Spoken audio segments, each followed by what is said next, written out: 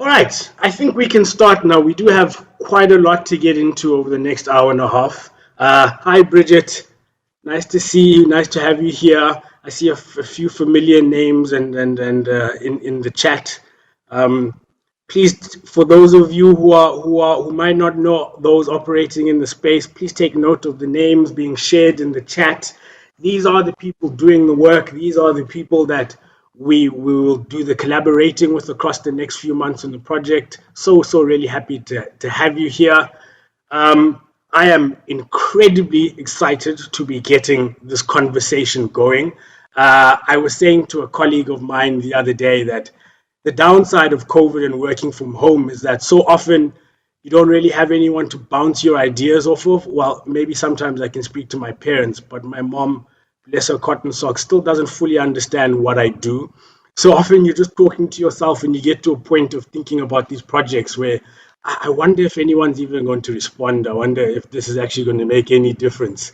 And so it's just been really amazing to engage with you over the last few months. We really do appreciate the openness and the willingness to collaborate. That is one of the key themes we'd like to see come through this whole project. Maybe I'll take a second to introduce myself. My name is Luvoyo Maseko. I am the project manager within the Youth Innovation Portfolio at the Bertha Center for Social Innovation and Entrepreneurship at the University of Cape Town's Graduate School of Business. So all protocol observed on that one. My partner in crime is Simnigiwe Tlanga, who works very closely with me on the youth development work. Today, we are having a 90-minute webinar which marks the launch of our psychosocial campaign. The psychosocial campaign in question has three high-level objectives. There will be more information shared about this throughout the day, and we'll direct you to our website. I am mindful that we do have quite a lot to get to, so I don't want to take up too much time just filling the space with my voice and sharing a presentation that can be easily accessible. But the basic idea behind why we're here today is to launch a 6-month psychosocial campaign which has three high-level objectives. The first objective is to raise awareness about the importance of psychosocial support for young people. The second side of that coin, the other side of that coin, is to also raise awareness of the growing concerns around mental health, specifically over the last 2 years with the pandemic. The second is to share best practice. So to learn as much as possible from organizations and people such as yourselves about what you have been doing that's achieved impact.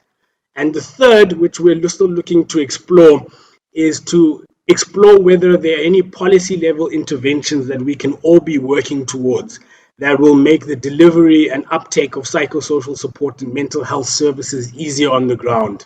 That one is we are and have been in the process of community engagement and ecosystem engagement. If you would like to connect with us about this piece of work and explore further collaboration opportunities, please do drop us an email. My colleague Simnigiwe and I, we do have a passion for this sort of work, but we ourselves are not experts. And our hope is to learn as much as possible from those doing the work. A little bit more about the campaign. The campaign is going to run from now till April next year. Each month has a specific theme. And it's through each month we're going to be utilizing different mediums. For example, this month we're using a webinar. Starting next year, we're going to be utilizing a podcast that speak to the different themes that have been aligned in the month, right? And we will be asking each of our partner organizations to answer questions that relate to that theme. The idea is that each of those questions are also going to be capacity aligned, in that it's going to be advice to those looking to do mental health and support work within the space. And we are also very interested to see and to learn from you as to how we can improve it going forward. Today's webinar, we do realize that 90 minutes at the end of what has been a crazy year on top of another crazy year is a lot to ask for. So we do appreciate you lending us your time and your ears. So right now I will shut up and hand over to the experts and the people that you guys really want to hear from. I will hand over to my colleagues at UCT, Dr. Claire van der Westhuizen and Dr. Emily Garman, who will be giving a 30-minute presentation, giving us a little bit of setting the scene and providing more of a context that we all find ourselves in. I'll hand over to them now and turn off my screen. Thanks, Livrio and the team. Really, thank you for giving us the opportunity to present today. Can you see the slides and hear me properly? Yes, I can at least. Great. So what Claire and I are, what we aim to do today is just give you a brief overview of key research findings around youth mental health in South Africa, also drawing on some of the evidence from other low and middle income countries. So I'll start by defining what mental health is, highlighting really the distinction between mental health problems and mental disorders per se, and how mental health really lies on the continuum. I will then give you an overview of how common mental health problems are in the general population and among youth in South Africa. And then I'll go on to describe what contributes to these mental health problems with a specific mention of the links between poverty and mental health, as well as mental health in the context of the COVID-19 pandemic. And I will then end with a brief overview of the impact mental health problems in youth can have in the long term, why it is essential to invest in youth mental health, and I'll list key gaps in the literature which need to be addressed to promote the well-being of youth in South Africa. And then from there, Claire will give you an overview of different ways in which we can promote mental health, as well as prevent and treat mental health problems in youth, from self-care to evidence-based interventions, mostly drawing on the work that we've been involved in at the Centre for Public Mental Health. So what is mental health? So according to the World Health Organization, mental health is a state of well-being in which the individual realizes his or her own potential, can cope with the normal stresses of life, can work productively and fruitfully, and is able to make a contribution to his or her community. So mental health is not just about the absence of mental illness. It's a state of well-being emotionally, psychologically, and socially. And then people often think that mental well-being equates happiness, and that's just not true. Throughout the day, we're able to experience a whole range of emotions with many different thoughts and feelings, which are shaped by daily events. And these different events can lead us to experience a whole range of different symptoms, such as feeling very anxious or having sleeping difficulties. And these symptoms are considered a normal reaction to the event. And an increase in these symptoms can just be a sort of notification or warning sign to pay attention to our well-being and self-care. It's actually the duration of the symptoms and their impact on a person's functioning, which actually provides additional insights into the severity of the symptoms, which then may be indicative of a mental health problem or mental illness. So next slide, please. So what is important to remember is that mental health lies on the continuum from mental well-being to severe and disabling mental illness. So this page is from a counseling intervention manual for maternal mental health, which illustrates this continuum. So from a healthy, functional woman with strong coping strategies, who is resilient, socially engaged, then to an individual who is feeling stressed or low, which may affect some aspects of her daily functioning. And then to the extreme of the continuum, a woman who has many long-lasting symptoms of distress, who is not able to cope, who withdraws socially, and for whom the symptoms have a great impact on everyday functioning. And so the severity of the symptoms and the extent to which these impact on the functioning in personal, family, social, educational, or occupational areas of life, these will determine the type of interventions or treatments that are required and may be effective. But Claire will talk more about this a bit later. So having given a brief overview of what mental health is and the distinctions between just symptoms of mental health problems and mental disorders per se, let's move on to what we call the prevalence or the proportion of individuals who report mental health problems in South Africa. So the only national figures we have for mental health problems in South Africa come from a representative survey that was conducted among adults only in 2002 to 2004, called the South African Stress and Health Study. You may have heard of it. So bearing in mind this was conducted nearly 20 years ago, at the time they found that 30% of adult South Africans would have suffered from a mental health disorder in their lifetime, and 16% in any given year. The most common disorders were identified were mood disorders such as depression, and then anxiety disorders, and then substance use disorders, whether that be alcohol or drug use. And actually many people suffered from more than one disorder at the time. So put another way, This means that 1 in 6 South Africans can be diagnosed with depression, anxiety, or substance use disorder in any given year. But even more people suffer from symptoms of depression or anxiety, or what we call subclinical symptoms, which can still be debilitating and affect everyday functioning. And in fact, research shows that these actually account for the majority of the burden associated with depression and anxiety worldwide.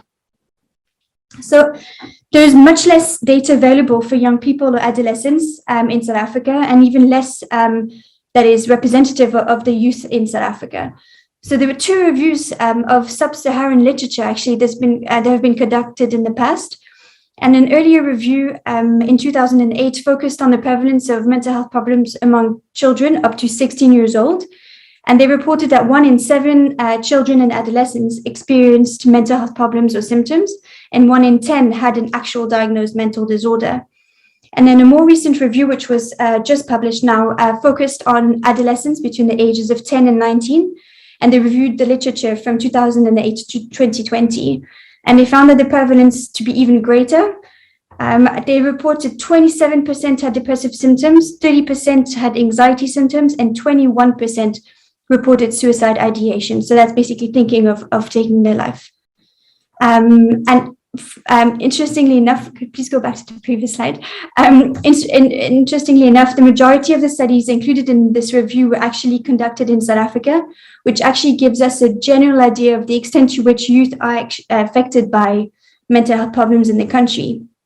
And on average, between 20 and 45% of adolescents reported depressive symptoms. Between 22 and 27 reported symptoms of post-traumatic stress disorder. And then between 5 and 28% reported suicidal ideation, depending on the study. So the social and economic circumstances in which children live, or what we call social determinants, have a profound impact on the mental health of young people. And here's a framework which summarizes these social determinants of mental health along 5 domains: demographic, economic, neighborhood, environmental, and then social and cultural. And in each of these domains, social determinants exert their influence on the mental health of children through a combination of distal and proximal factors, which interact with genetic and biological risk factors across the life course.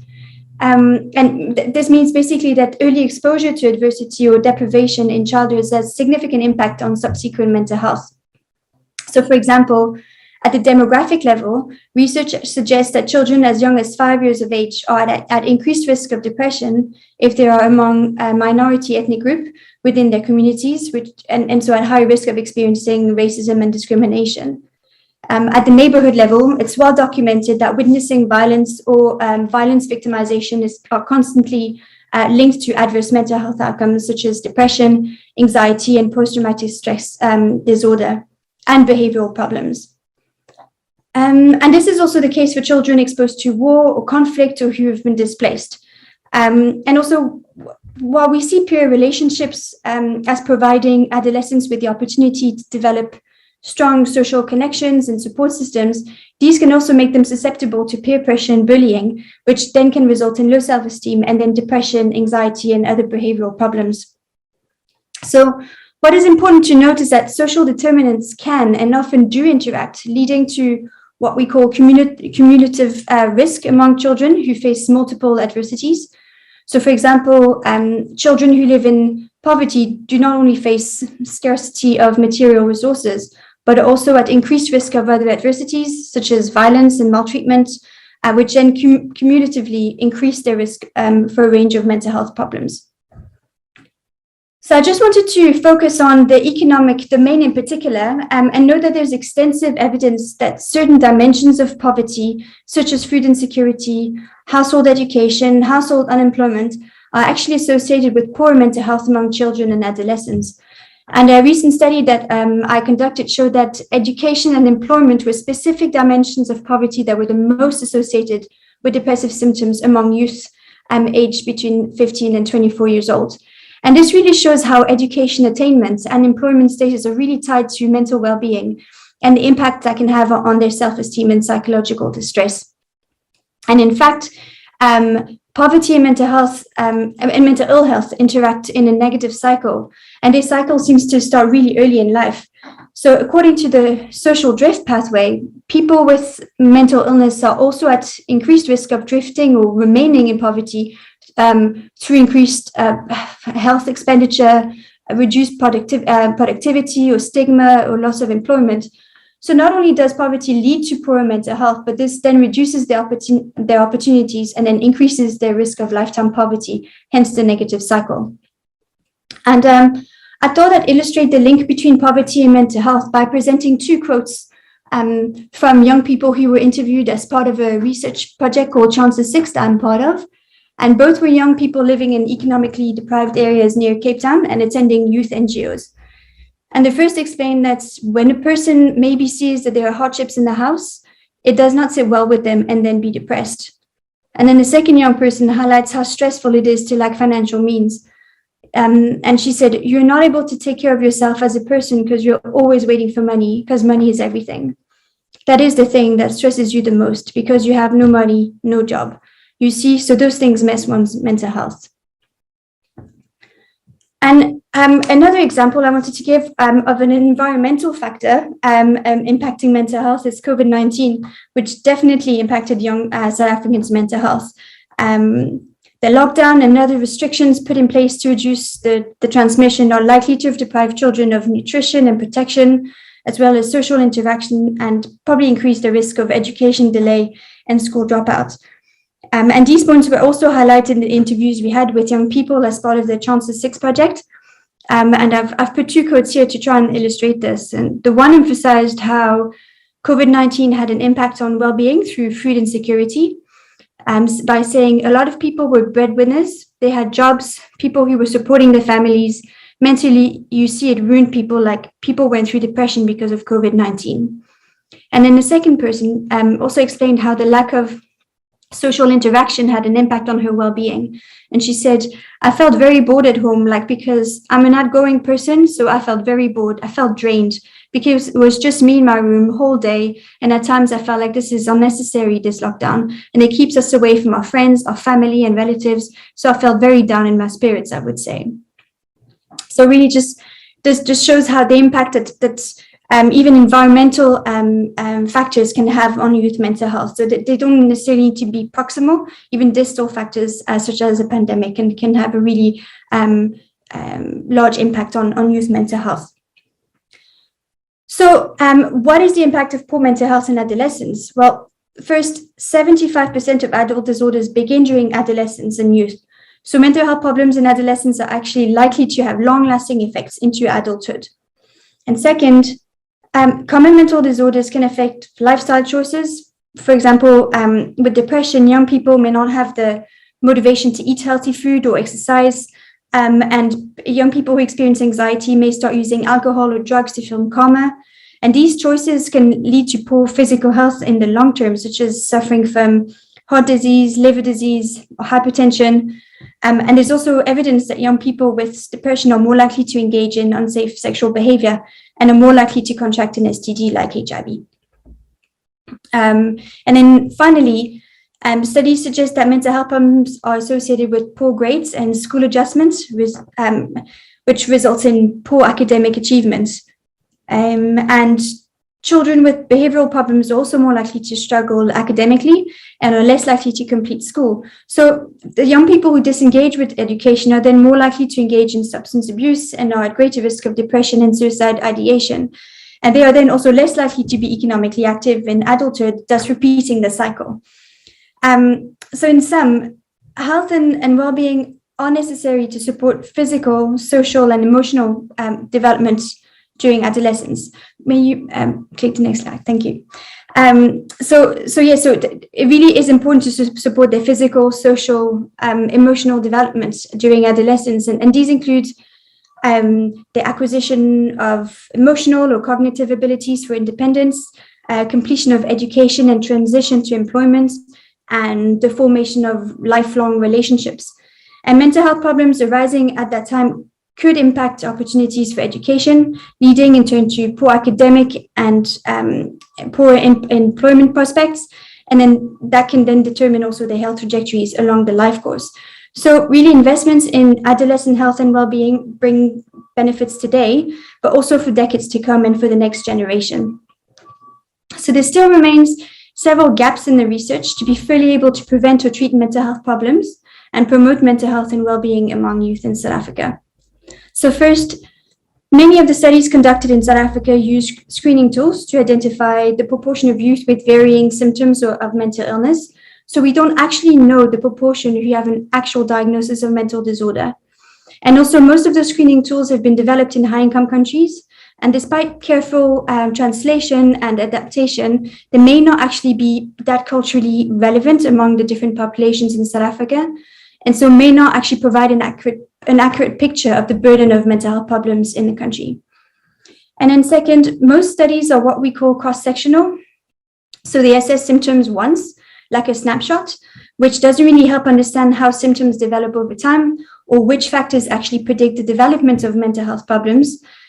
All we can say with those studies is that people who present with certain risk factors are more likely to report symptoms of depression or anxiety, for example, but we can't know for sure which came first, the symptoms or the risk factor. So what we need instead is more evidence from longitudinal research, so studies that follow people up over time, to be able to identify what factors predict mental disorders, but also which prevent them, so which help build resilience among youth. And this actually would be really useful and helpful to target youth who are at risk of mental health problems, but also to help in developing interventions which target protective factors and promote resilience among youth. So Claire is now going to discuss how mental health problems can be addressed among youth based on research conducted at the center. But it is also important to keep in mind that mental health services are not readily available to youth, and in South Africa. So research must really also focus on finding ways to integrate these interventions we know work in a way that is accessible and feasible given the South Africans' education and healthcare systems. Over to you, Claire.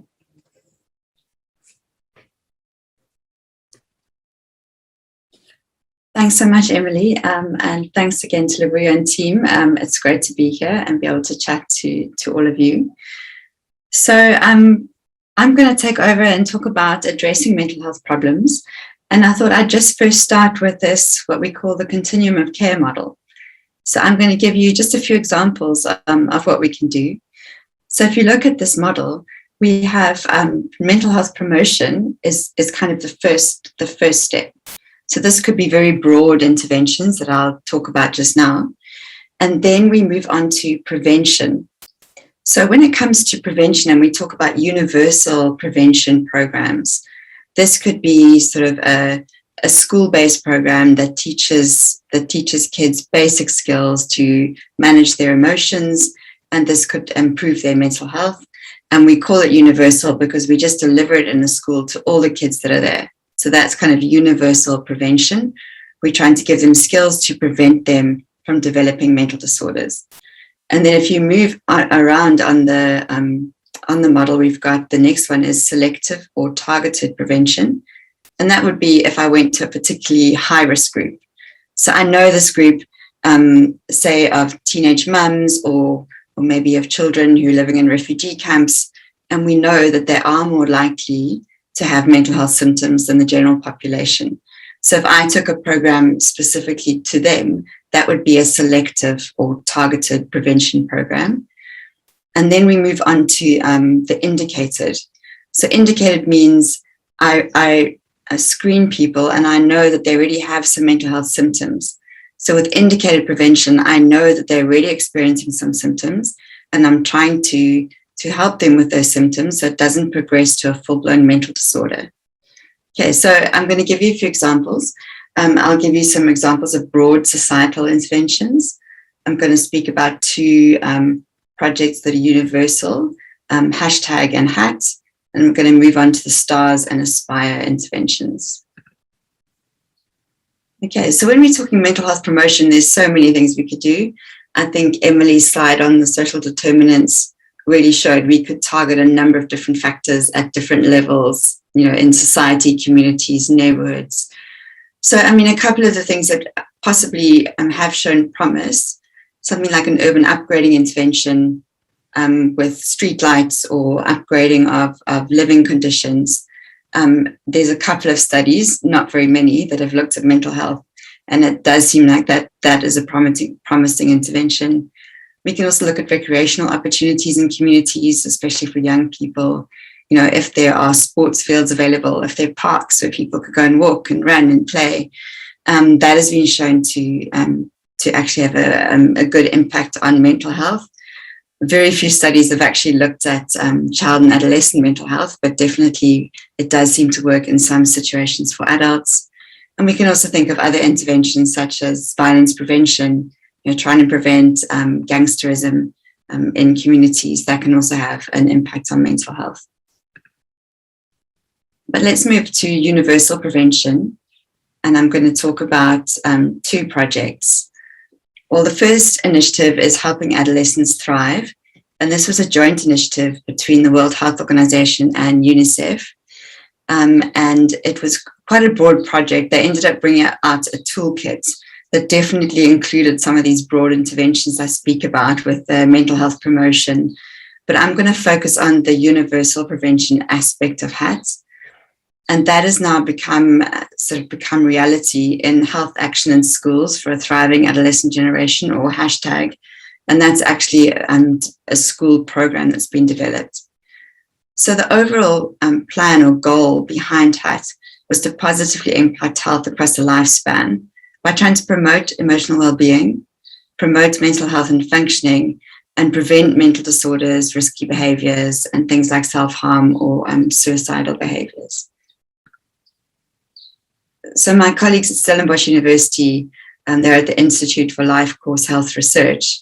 They did some amazing work. They trawled through all the literature and studies that they could find. And what they were looking for, they did a component analysis, which just means they looked at which aspects of programs delivered to young people really were very helpful in improving a range of things in their lives, like mental health and risky behaviors. And for the universal programs, they came up with just a bunch of core skills that really seemed to have a good impact on youth mental health and risky behaviors. So the one was interpersonal skills, so skills to develop or improve close or strong relationships between two or more people. I think definitely for all of us, and also in adolescents and young people, that's definitely a core skill that we need. And then they also looked at emotion regulation, and that came out that it really helps with positive mental health and decreased depression. And emotion regulation is the ability to effectively manage and respond to an emotional experience. The other aspect that came out was problem solving. And that's really just a process of thinking through all the options and finding an option and trying it out, something that might work for a problem that they're experiencing in their daily lives. And then mindfulness is another skill that can help. And this is a process of bringing one's attention to the experiences and what's happening right here and now in the present moment. The other aspect that came out as it was quite interesting in that this component seemed to have the most impact on positive mental health and decreasing violence, not necessarily on preventing substance use. There are different reasons for this. I think in a lot of the studies, the adolescents were already using alcohol or drugs. But just giving people some basic education about alcohol and drugs and what the impact is on your daily life, on your health, on your relationships, really seems to make a difference. Interestingly enough, when it comes to the harder drugs, it's better not to go into too much detail about what those drugs do. In some studies, that seems to increase adolescents' curiosity or young people's curiosity. But when it comes to alcohol and dacha, cannabis, tobacco, so substances that are kind of readily available, it really does help talking about the negative impacts of what these substances can do. Then they also found that assertiveness, techniques to increase confidence and standing up for oneself and standing one's ground or holding a position was very important, as well as stress management. And there are a lot of different techniques that we can all use to help us manage our stress and decrease the likelihood that we will go over into experiencing depression or anxiety symptoms.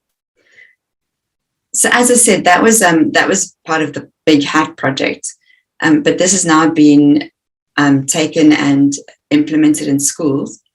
So my colleagues at Stellenbosch University have run this in South Africa. There's also a team in Nepal who's about to start testing the intervention. So we took the intervention and it incorporated a lot of these skills. And I've just kind of been part of the team, but my Stellenbosch University colleagues have been on the ground doing this.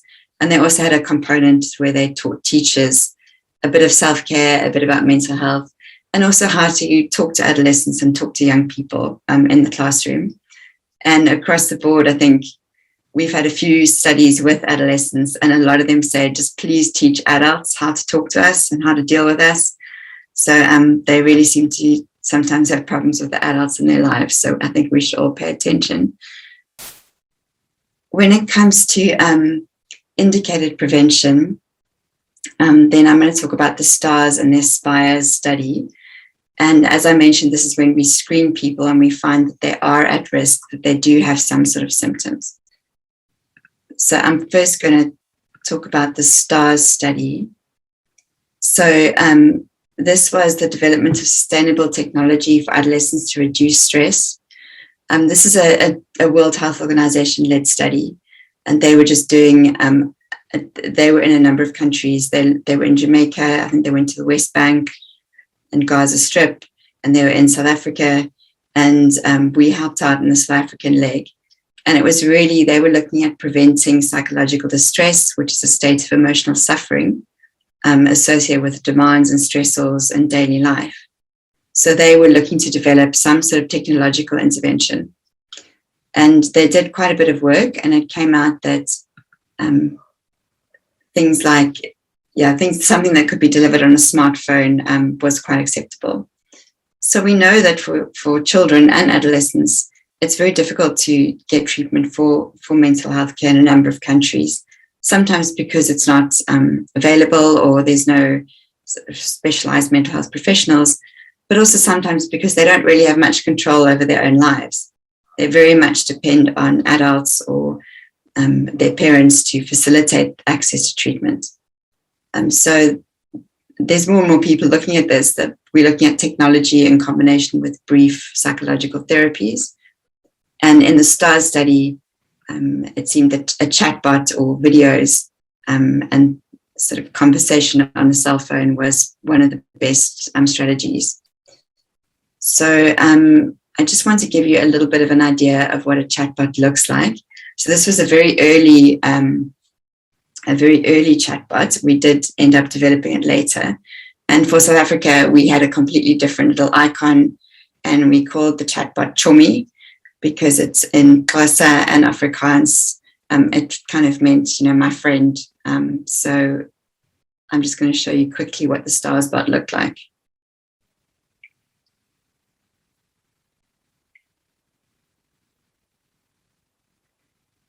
So you can see the bot gives little, asks for the person to provide responses, and it's very limited. The bot couldn't respond to a lot of different sort of cues from the person. So all along the way, there was a little bit, we broke it up with little emojis. And we also gave people options along the way. Okay, so that's the little STARS bot. So in South Africa, it was quite fun testing this. We found that most of the teenagers who were involved in the study agreed that Chummy was easy to use and very helpful. They liked the fact that the character was quite relatable and like a real person. In fact, with one young person, we had to remind them that Chummy is not a real person. It really is a chatbot and kind of an app that's on their phone. They really like the simple language and use of emojis, and they like the videos and GIFs, and also case studies to deliver intervention content. So we'd say something like, Lucy is very sad. She's sitting at home. She had a fight with her friend, and she's not sure what to do next. So we kind of use some real life scenarios as well to help deliver the content. So the one thing that was a bit of an issue was not everyone had good connectivity, and often people would share phones. So they were a bit reluctant to say too much to the chatbot because they were worried that the next person using the phone might see what they said. And also there was a problem with storage on the phone. And we did find that one older sister was sharing the phone with her younger brother, and she would keep deleting the Facebook Lite that the app worked through because she wanted more storage space for her songs or for her photos. Okay, so that's moving on from STARS. I'm going to give you a little outline of Project Aspire, and I'm going to give you a little bit of a taste of what we actually do in these interventions. So Project Aspire was also with adolescents and youth, so 15 to 18 years old.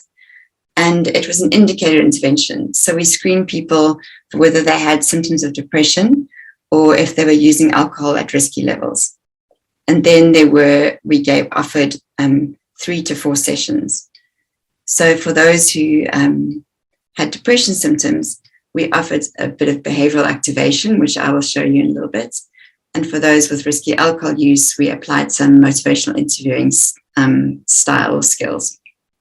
And then we taught them problem-solving skills as well. Okay, so I just thought I'd give you a quick idea of what one of our screeners looks like. So this is the CSD-10, and it assesses for depressive symptoms.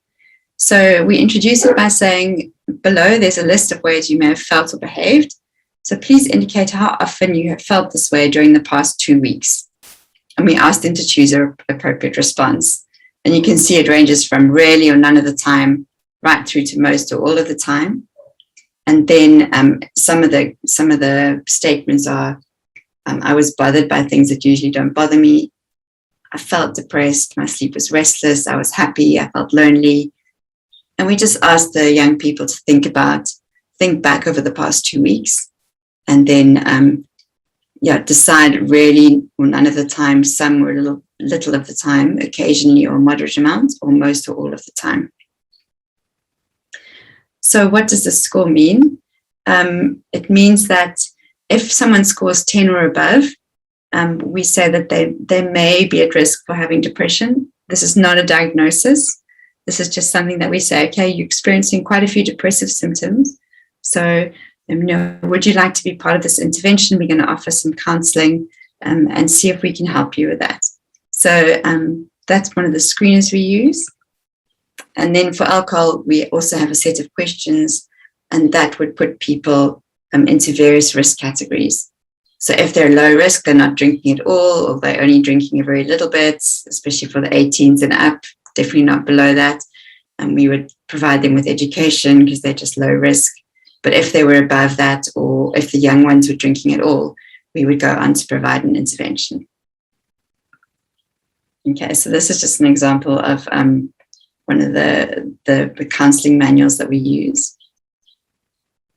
All right. So I really wanted to give you a taste and give you an idea of the practical things that we do talk about.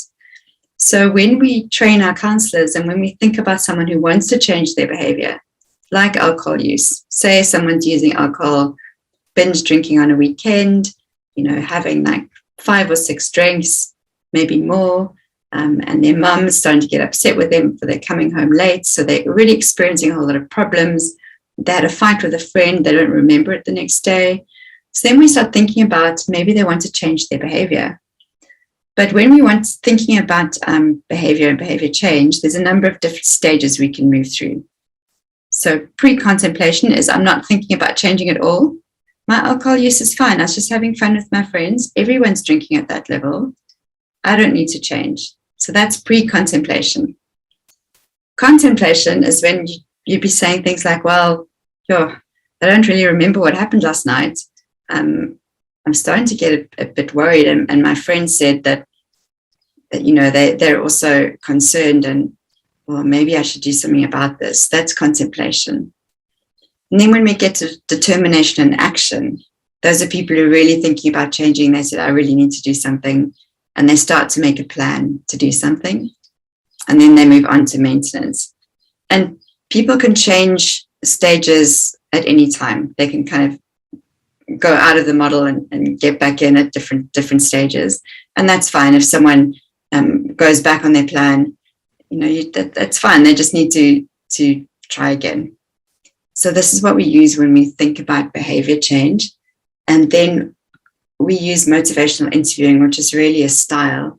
And it's just to help people think through what's important in their lives and what their drinking is doing in their lives. And if they want to think about changing their drinking habits or maybe stopping drinking completely.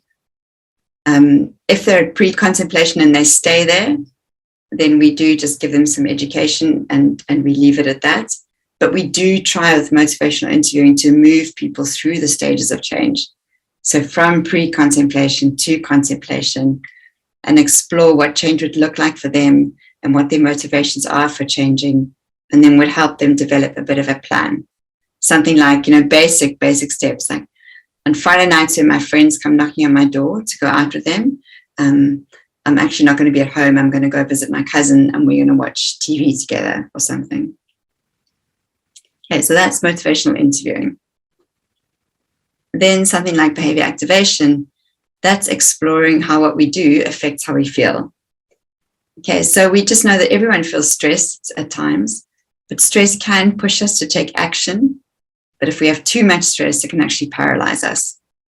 And sometimes if we leave something for too long, we may become extremely stressed about it. Say you had some work task to do, or for a child, they had some homework task and they're just not getting to it. And the longer you leave it, the more your stress builds up.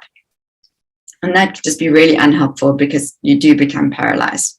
So then it's a good thing to think about. Just think about a few activities that you can do. So we sometimes think about what we can do to make us feel better. So that makes us feel happy and we can just relax. And then we also think about things that can maybe give us a sense of achievement. So that is just sitting down and doing that task and ticking it off your list. And recognizing that if we actually tackle even part of our to-do list, we might feel better in ourselves. So then what happens is we ask the person to make a list of the activities that make you feel happy or give you a sense of achievement. And then, go away and just try one of the things on your list. So we do also recognize that if you only choose the relaxing or fun activities and you never get to the sense of achievement activities or ticking something off your list, that may not be helpful and may actually lead to more stress in your life. So that's just a brief taste of something that we call behavioral activation. And then one of the other skills is problem solving. And we really try to make this very practical. And we think about what's important in someone's life again and what their daily problems are. And we try to think through what problems can be solved, what problems can't be solved. And then we think about different tools to deal with that. So if there's a problem that can't be solved, say a young person is living in a home and they're living with their mum, and their mum and dad got divorced, say 3 years before, that's not a problem that the young person can solve. So then we say that would be a purple group problem in our little booklet, and we give them some tips and skills to try and deal with those problems of kind of moving past the loss. And then if the problem can be changed, then we work through some problem solving steps with them. Okay, so those are some of the interventions or the counseling programs that we've been involved in. But let's just step back a bit and think about mental health services in general and where people can get help. So we know that in many low and middle income countries around the world, including South Africa, that there's a lot of people who have mental health problems or mental health disorders, but there's in some places it's up to 75% or 80%, 90% that cannot actually access the treatment they need. So we call this a treatment gap. And we know that there's quite a large treatment gap in South Africa. And we also know that, just having, we do need more psychologists and psychiatrists, but mental health care doesn't only happen in a psychiatrist's office or a psychologist's office or at a specialized mental health hospital. We need all the levels of care. So if you see in our pyramid here, and this is the WHO optimal mix of services for mental health, self-care is quite a big part of it. So if we think about our self-care and trying to take care of our mental health, that's something that's extremely important. And then you've got informal community care, which may be friends or family, but it also may be a little bit more organized than that. It may actually be community organizations or a number of things that are active. Some young people would like to go to a church or a mosque. So there's a lot of things that happen in communities which are very important for mental health. And then if we go up the pyramid, we get into mental health services and primary health care, and then we get to specialized mental health services in communities, and then we move up into the very specialized long-term facilities and specialist services. So you can see we need all parts of this pyramid, but self-care is actually the foundation of the whole pyramid. And then just to think about when you look at the community organizations and community mental health services, there's also helplines like SADAG and others, which are very, very useful and provide an amazing service. Okay, so and when it comes to healthcare, it's not only medication for mental health problems. You can have brief counseling interventions like the ones I've spoken about, which can also really make a huge difference. Some people may only need those sort of talk therapies or brief counseling interventions, but some people will actually need to use counseling and medication. So self-care, I just want to throw out a slide in this because it is the foundation, and we all should be practicing self-care. But it's very basic. So I love this quote about you can't pour from an empty cup. You need to take care of yourself first, especially for a number of people on this call I know are carers themselves and working in communities, working in organizations and trying to help other people. And that's part of their daily lives. But it's very important that we pay attention to the basics of sleep, healthy food, exercise, limiting your light exposure and screen time, having a routine and managing time, and making sure that you have healthy coping strategies, which can include exercise, but also accessing social support and checking in with friends and family. So that's really, really important. And there's also a number of other little tools we can use, and they're easily available online. And I just wanted to do just a quick exercise with you to end off. So this is just a relaxation exercise. It's available on the WHO website, and I can send the link around. But I just thought it would be good for us to end off with this little exercise together. However you are feeling right now, whatever is going on for you, just take a moment for yourself to take some nice, big, deep breaths. Take a big breath in through your nose and feel your body expanding.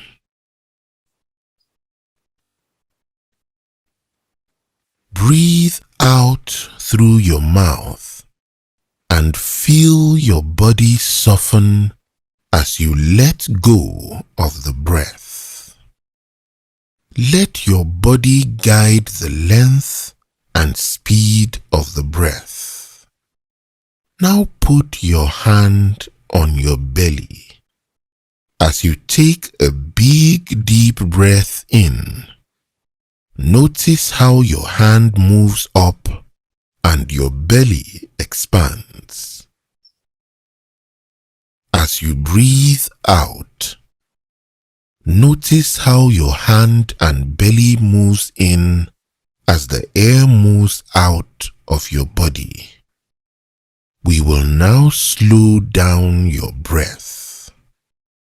So we will breathe in for the count of 4. Hold it for a count of 2 and exhale for the count of 4. You can make a whooshing noise as you exhale if you like, letting go of all the breath and stress. allowing your body to soften. So let's begin. Breathe in. 1, 2, 3, 4. Hold it. 1, 2. And breathe out. 1, 2, 3, 4. Really feel your body soften, letting go of the breath. And again, breathe in. 1, 2, 3, 4. Hold it. 1, 2. And breathe out. 1, 2, 3, 4. And one last time, letting go of your breath and tension. Breathe in. 1, 2, 3, 4. Hold it. 1, 2. And breathe out. 1, 2, 3, 4. So you can practice this whenever you feel tense or you would like to relax more.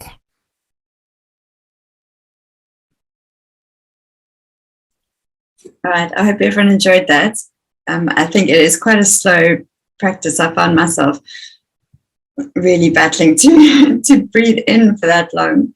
But it is a nice daily practice. There's also other short clips with grounding, which is just about closing your eyes, thinking about all the sounds you hear, feeling the surface you're sitting on. So there's some really lovely exercises you can do.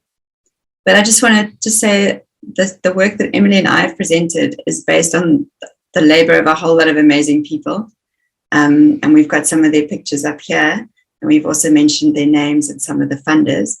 So we just want to acknowledge that this is, we're part of a really amazing team. So thanks, everyone. That's all from us. Emily and Claire for a really informative presentation. I learned quite a lot. I feel like I'm learning every time I engage with you guys, and I really value that. Could I ask that you answer potentially in the chat some of the questions that have been shared, so that we can also kick off to the next session? Again, thank you for all of you for still being with us. I do realize online engagement during this time isn't the easiest thing. The next bit of the conversation will be managed by my colleague Simniwe. So, comrade, it would be great if you could switch on your camera now. There you are. All right. Thank you, Luvuyo. I think I'll kickstart by having that one last deep breath in, and I'll breathe out. We're talking mental health today. And my name is Subclinical Symptoms, and I'm grateful to host this panel discussion because mental wellness is such a top priority for me. And I hope and I believe that it should be for everyone, especially in this country. So let's start the introductions and maximize on our interactions. And first on the panel, I'd like to welcome Mokgadi Moletane. She is a professor in educational psychology and founder of the Center of Diversity in Counseling and Psychotherapy. And then next up, we'll have Fatima Sali. She's a digital design intern at our labs and a 2019 alumni of the Raymond Ackerman Academy. And then our final panelist is Ansa Kitchen. She's an associate professor in educational psychology at the University of the Western Cape. And the values and principles of community psychology inform her work to enhance holistic well-being. So let's have this conversation. Welcome, everyone. All right. So First question that I'll have for the panel is, thank you, Fatima. First question that I'll have for the panel is, what do you think are the leading causes of mental distress in the youth in South Africa? And I'll start off by asking Ansi if you can just quickly talk through this question to us. Okay, so you're asking me about the leading causes. Now, I thought for myself that maybe if we look at it ecosystemically, that I would definitely say on a macro level, we should look at inequality, the fact of social injustice, and the fact that we still apply the Eurocentric Western-based support system. So for me, that's part of the reason why we're struggling with this core, why there's mental health, and that it's not a direct cause, but on a macro system level, it's a cause. Then also on a meso system, I think there's so much disturbances of basic support. If you look at families, if you look at what we're supposed to have as the relational support, there's so many problems there. And then on individual level, I think there's devastation amongst people, and there's many traumatic experiences that leads to mental illness. And I think that would be my contribution at this stage. Thank you, Ansi. And your thoughts, Prof. Mahadi? This is an interesting topic. I just want to highlight on the fact that we are working with the young people at the university, and I observe all the time and see a lot of hurt in them. And some of them, you find that they are from, for instance, Prof. Kitchen has already alluded to the fact that the micro and all those systems have got an impact. You look at them, you find that financially they are not okay. They are on NSFAS. They are always trying to fight for something, for education.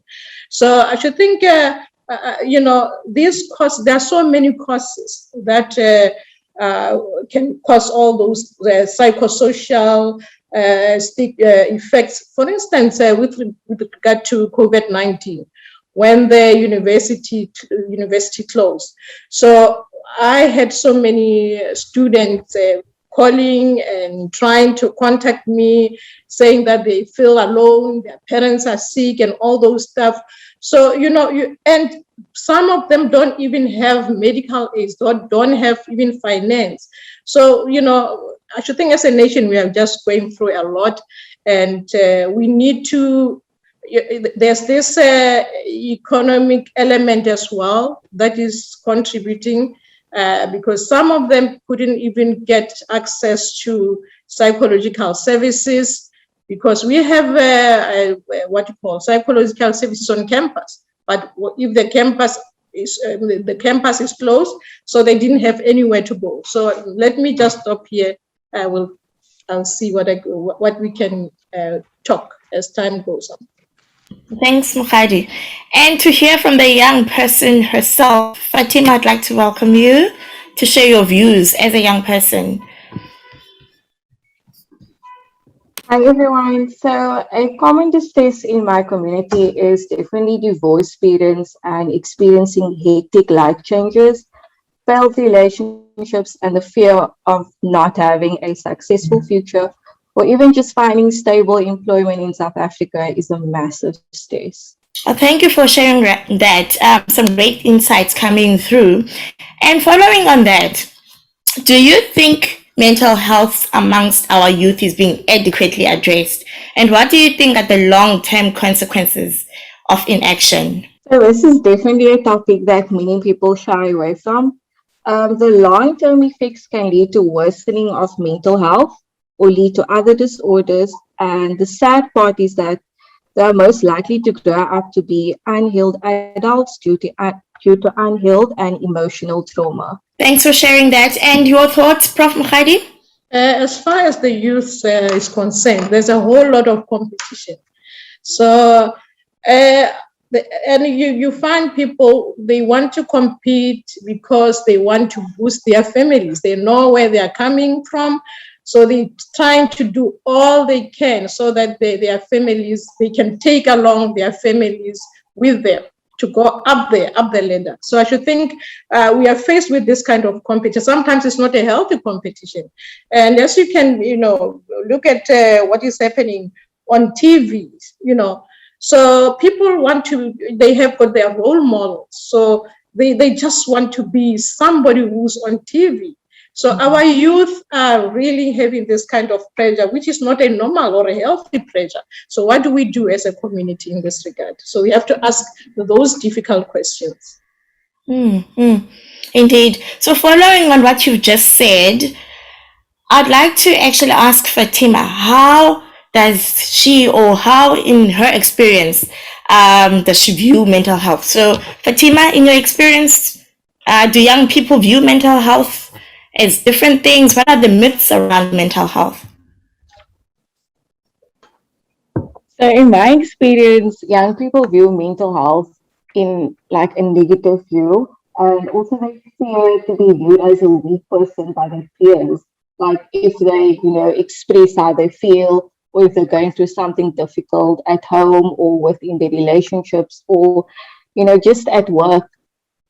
And I've also experienced this, especially amongst males, because according to society, men are not allowed to have mental health problems or share what they're going through. They just have to appear as this,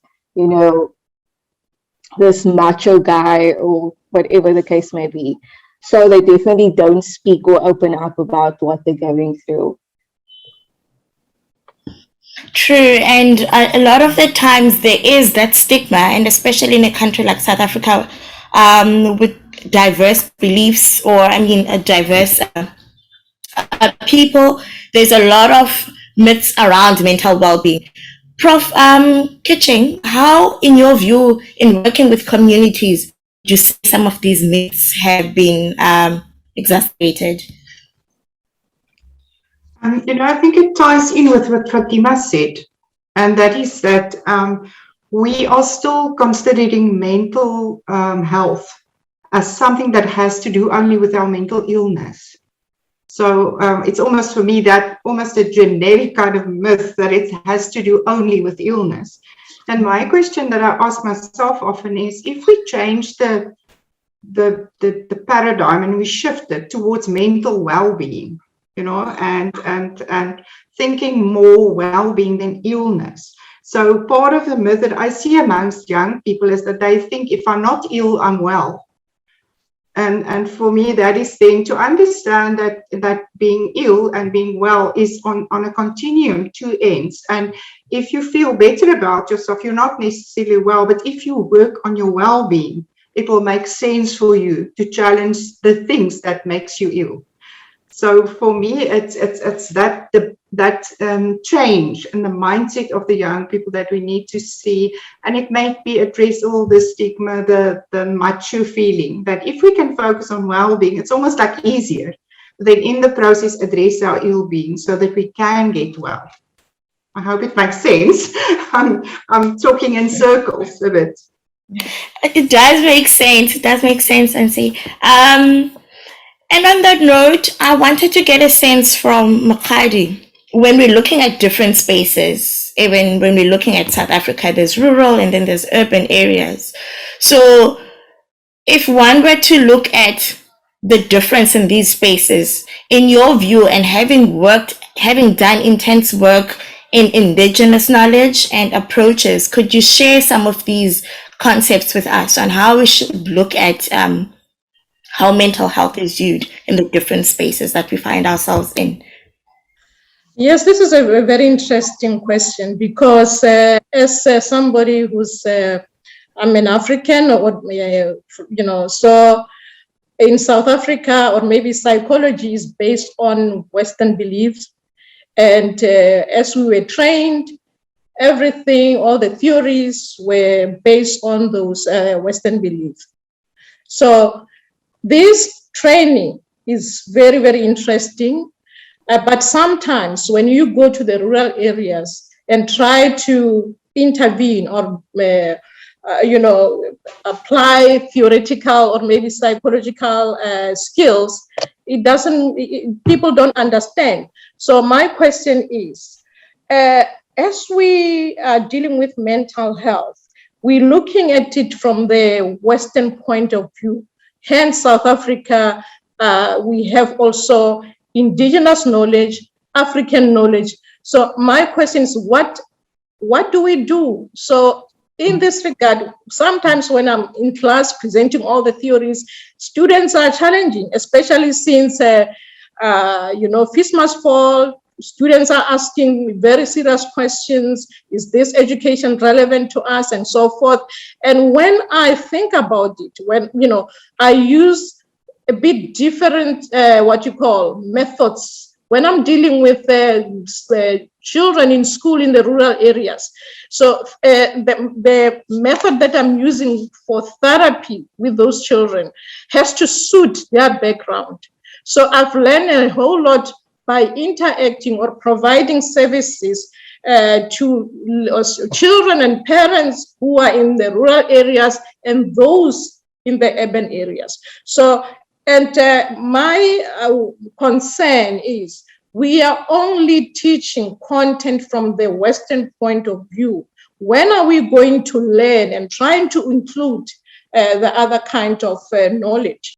And so what I'm hearing you saying is that context is important, especially realizing that there's also different methods to how some of these challenges can be mitigated, if I can put it that way. So having to see that there are different ways and tools of approaching mental health. Yes. Would you like to weigh in on that, and your views on that?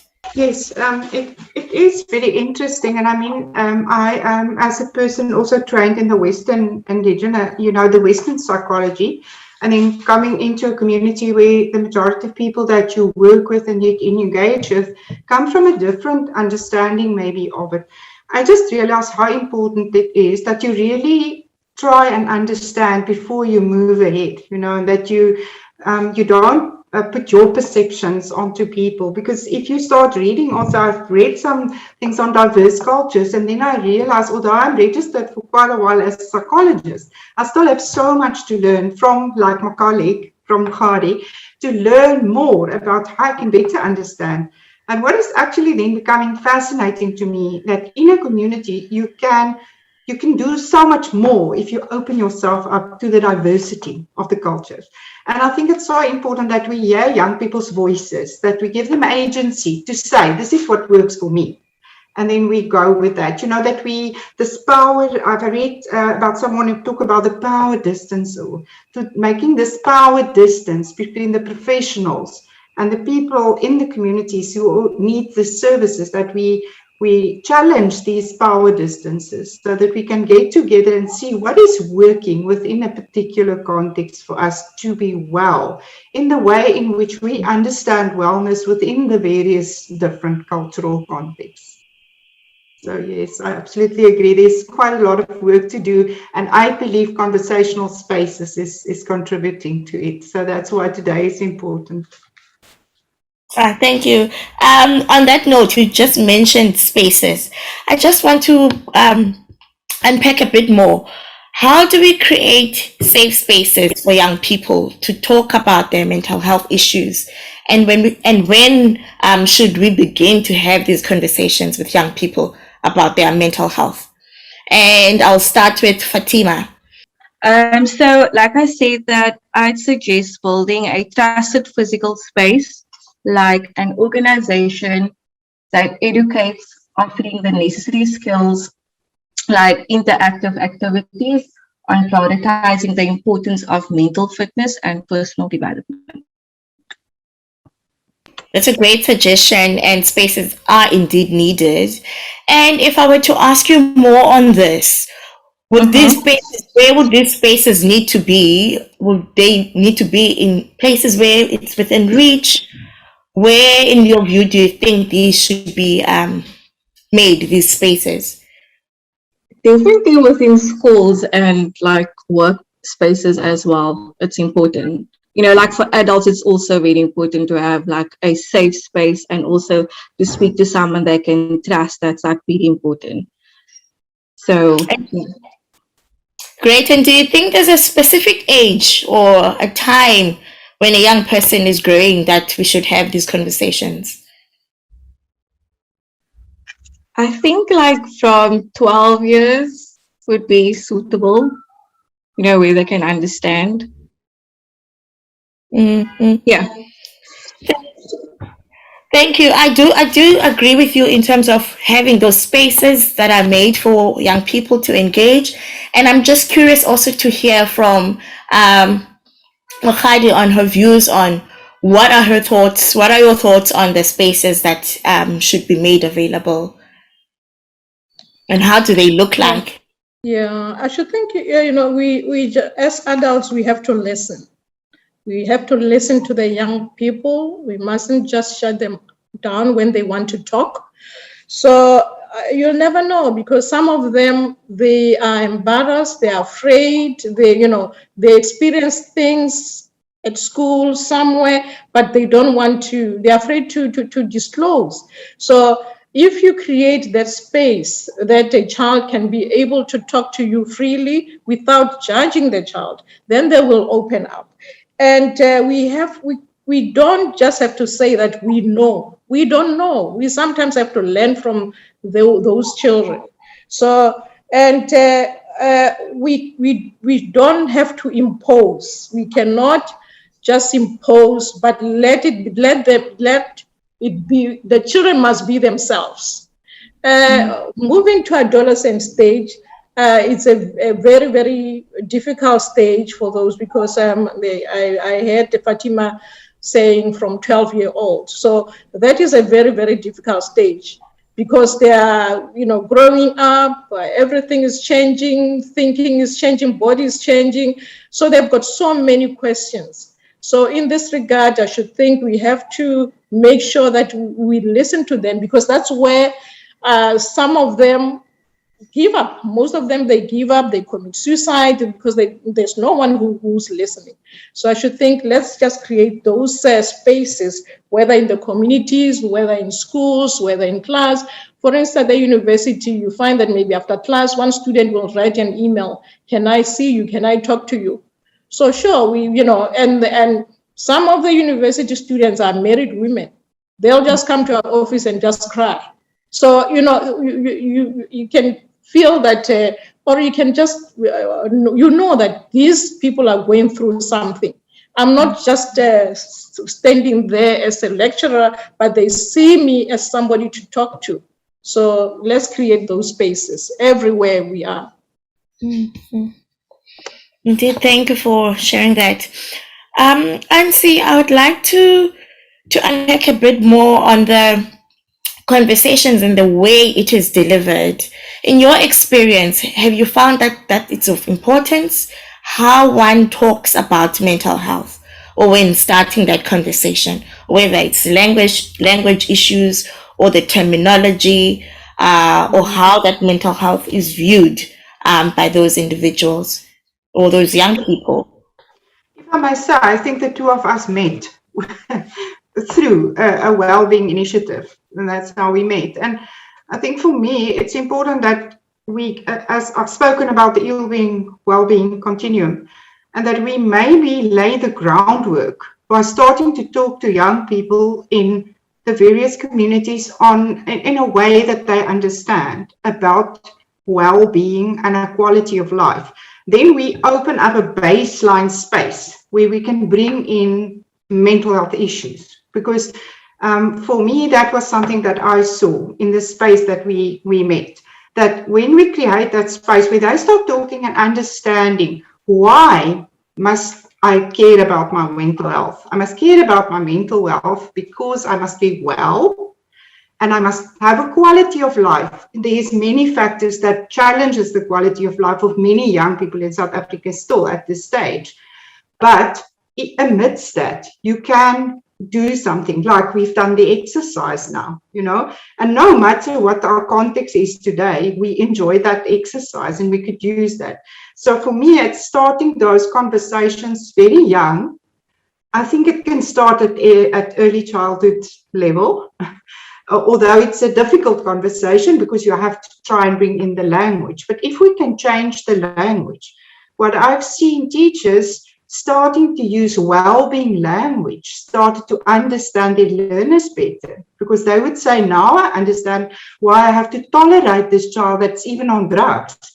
Because if I push him back and if I break him down, I'm taking him further away from well-being. You know, so for me, in those conversational spaces, we must be careful not only to talk about the mental health issues, not about the drugs, the pregnancies, all of that, but also talk about how are you well? How are you doing well? And then you can sometimes have, you bring forward your illness because you understand that it's because you need to be well. You needn't hide it anymore. And maybe it would address that shame that comes with it or whatever. So for me, it's that baseline conversation that also needs to be there, and then to create that space. And what I just want to, if I can just refer to Claire using that the pyramid, and I think that we need to attend more deliberately to the informal levels, because I think we need to train more people to be able to facilitate on those informal levels, that they feel confident that they can facilitate these conversations, and that we build this whole support network where we hold hands, and almost form like a network that people can fall into. Thank you. And so what's coming through here is that there's a number of things definitely that need to be taken into consideration. And as we're about to wrap up in our last few minutes, I wanted to zone in on how mental health is dealt with. And I think it's of importance that to recognize how one could change how mental health is viewed amongst young people. So if you were to sit back and Fatima, if you could change one thing in the way we deal with mental health amongst youth, what would that be? And there were a couple of things that came through earlier. And Ansi also mentioning shame and making spaces. So what is that one thing that you wish could change currently and maybe for the future as a young person? I think if there's one thing that I would change the narrative on how mental health is prioritized within our youth. And also to become comfortable within their feelings and not, ignore it, but to listen to your body is very important, and to also take the necessary actions confidently without, thinking of other people or what they would say first. Because now you're putting the fear first before listening to yourself and what you're actually going through. So I think that's what I would do. Thanks. And if you can join, Bukhari, what's the one thing that should be changed? For me, I should think it's training the mental health professionals, because we only have one system that we know, which is Western. And I should think we have to include the Western way of knowledge so that we can cover all South African community. So can I just give you an example? At some stage, I was invited to one of the prisons because there are psychologists at the prison. So sometimes they really don't understand what the prisoners. For instance, one prisoner's parent passed away. So the that prisoner wanted permission to go home so that he can, do some rituals. The father should be buried, and you have to be there to do some rituals. And those some of the psychologists didn't understand what's that. We cannot release that person to do some rituals. So I had to step in just to explain what is the indigenous ways of or wrapping up the funeral. What is acceptable or what is not. I should think this kind of information has to be also featured in our curriculum, so that we have to understand where African belief system implied. So how do we intervene with regard to such challenges as far as our communities are concerned. As psychologists, we don't just serve one community, but we have to really have that broad knowledge so that we can serve everyone in South Africa. Thank you. Thank you for those views. And last but not least, Ansi, if you can share, what's the one thing in your view that should change?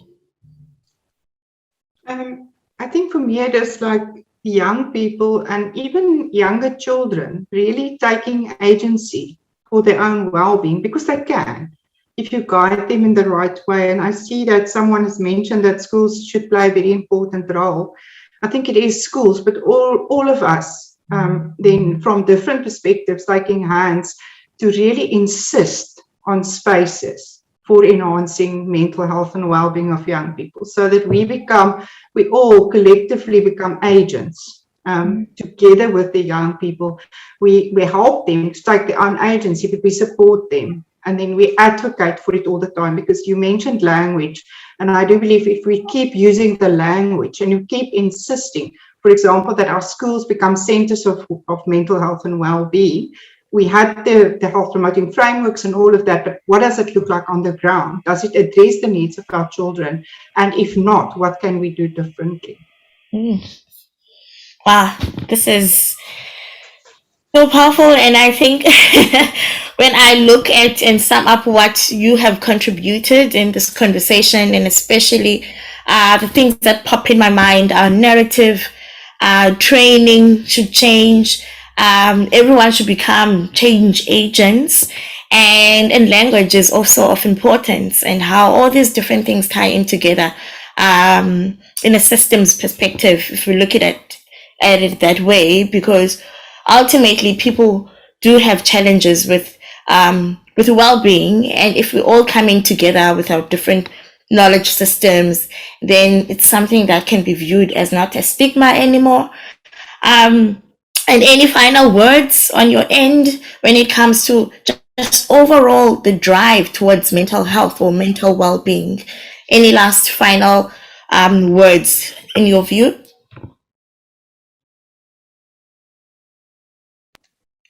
I should think we just have to let South Africans just to take it easy as far as mental health is concerned.